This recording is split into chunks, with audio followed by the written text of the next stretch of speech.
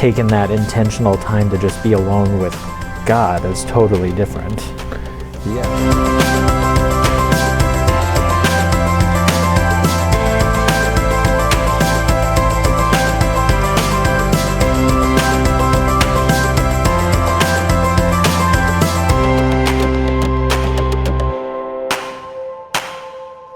All right, well, welcome back. Thank you for joining us. If you have been with us for our Keystone conversations, again, welcome back. If this is your first time, we are just taking some time week to week to talk through the Keystone habits of Jesus as outlined in the Being Challenge. And this is what our church is currently going through as our all-church study from our adults all the way down to our kids.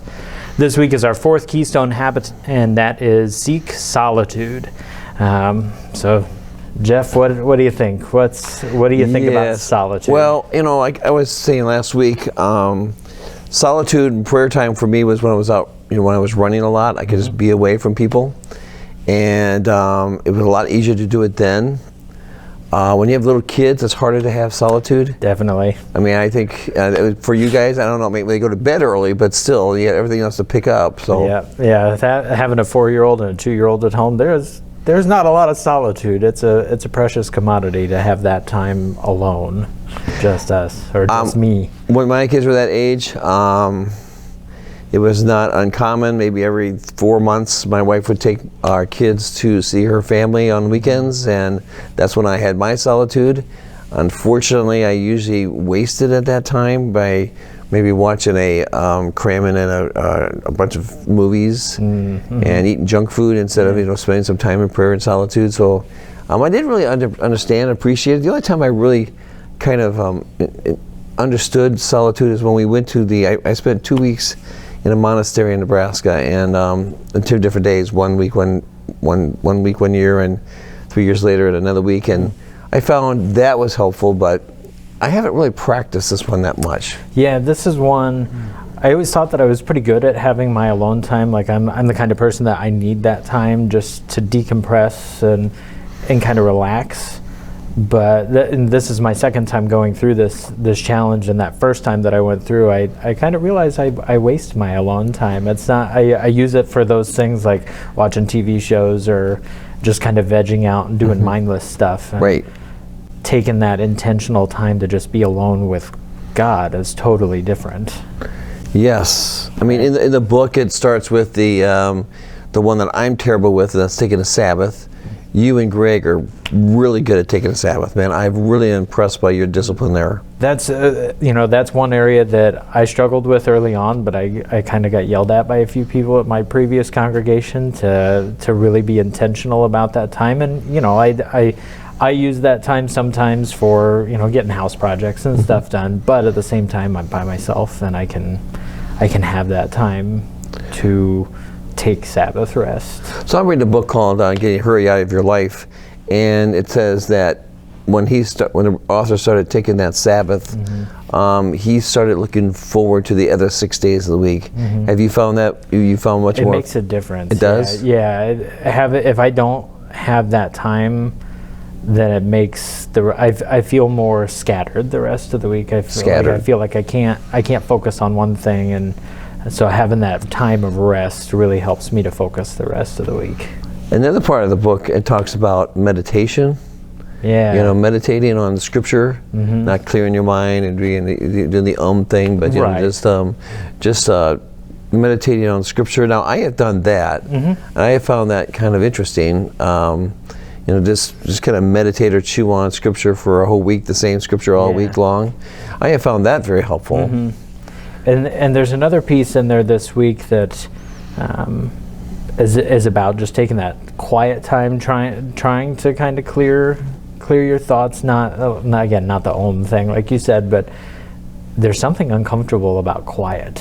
Really? In today's, I don't know. I think a lot of people really struggle with the quiet because we got our stuff attached to us all the time, and having any moment of quiet is like weird. So, do you and your household ever have a time in your weekly schedule where there's no phone, no television, no computer, no screen time, no radio on, just and basically you're playing by yourself or you're doing things by yourself? Do you ever do that in your family? The time that we're best about that is around dinner time, because we're still at a point where we don't have all the evening activities for kids and stuff Right. like that, where we still eat together as a family every night, and we sit at the table and we, TV's off, phones are away, and we have that time together. Before or after dinner, before dinner sometimes we do get the screens out because got to distract the little people while we're Right. cooking.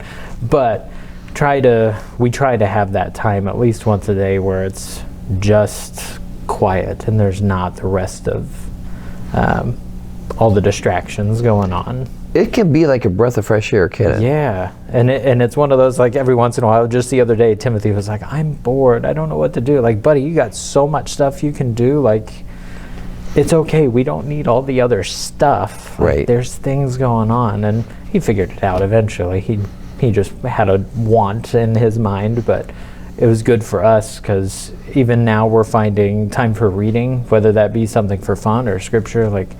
And the kids are doing that, and they're seeing us reading, and So, it's cool. Being outside, have you ever done any solitude outside, like gone camping by yourself, or gone hiking by yourself, or you and Bree gone hiking by yourself, or just enjoyed the nature? Have you ever done that? Not by myself. When I was a kid, my dad and my uncles and we would go up to northern Minnesota to go fishing every year Okay. for a week, and once I was older, I would get to go and like be by myself on the pier and whatnot, or even just out in the boat with my dad. Like, we'd be together, but it'd be quiet, out on the lake. We wouldn't be talking. It'd just be enjoying God's creation around us. And there's something really powerful about that I Yeah, there is. enjoyed immensely, and I'd love to do it again.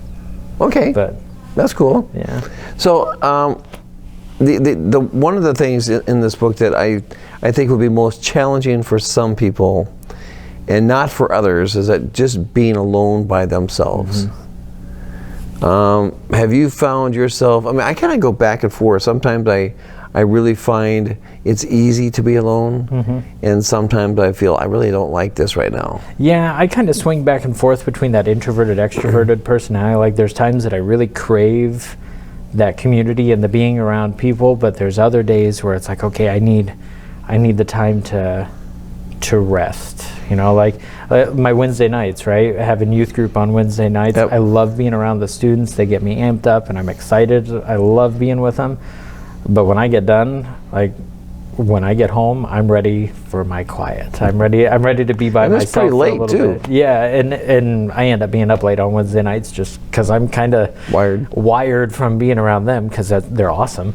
Yeah. But there's something about that quiet afterwards to reflect on the night, reflect on what's coming up, and just having that quiet time afterwards that I really enjoy. I don't know how you feel after confirmation and whatnot, but I just going home after the evening, after any meeting or something, I have to take a few moments just to I don't think the word detox, or maybe debrief in my head what happened. I don't journal about those things, the best I should, but I find it really very therapeutic to just do some solitude with that, so you can move on to something else the next day. yeah, you almost need that time to maybe decompress. That's a better word. Yeah. To just take a minute, recognize where you've been and what's coming up next, and have that quiet time. There's something really powerful about it. So I see the reason behind this. I just want to tell you, I know it's good, I know it's healthy, and I know this is what Jesus did, but I'm telling you, I do not really embrace it like I should. Yeah, well, and it's a hard one. I mean, when you look at the examples that he gives, or that we see in Scripture of him having that solitude, sometimes it seems like at short periods, but other times it's like full nights, overnight, or the 40 days in the wilderness. Like, that's pretty intense solitude that we see Jesus giving us example of. So yes, and I guess that's, again, it got him focused and got him to have something that's really important. I guess another book that I'm reading right now is called Brother Lawrence, Conversation with Brother Lawrence. Okay. And his whole goal was to really find joy and peace in loving God. And so I guess one of the things maybe I'm struggling with is I'm just too worldly to wanting to be into the world, and too much to not just be focused on Him alone. Maybe it's a self-idolatry thing that I have. I don't know, but man, I think it's the distractions. I think there's just so much that can pull us in so many different directions that. So besides kids, hard. what is your great distractions? For me, it's watching like a program on TV, or just doing something around the house, like a little hobby or something. Those are distracting to me. What about you? Yeah, I will admit the screen time thing that we had in our first week, that was a little humbling the first time and the second time around, seeing, okay, whether that be on my phone or watching shows, I think that's kind of how I like to veg out and kind of do something mindless. That's my thing. Or once it starts getting warmer outside, I tinker outside and do yard work and stuff. There's always a little something. I enjoy it, but I'm not using it in a wise way. Well, I think that maybe, as long as you can maybe meditate a little bit. Some people can be multitaskers. I'm not great at that, though. I try. I wish I was. Not enough ADHD on there, huh? Yeah. You're just too focused. Well, this is a hard one, and I know one of the things people are going to see is the smartphone thing, but I don't think smartphones are evil. I just think that with smartphones, there just has to be some discipline. Yep, and I think that's what it's all about. So, we hope this has been a blessing to you, and as you go about this week and you seek some solitude, try and just find some ways that you can do that. And if you've got a way that works great for you, share that with us. Yes, We'd love please. to share it with our Bethel community and just see how people seek solitude in their own individual ways. So blessings and have a wonderful week. Thanks, guys.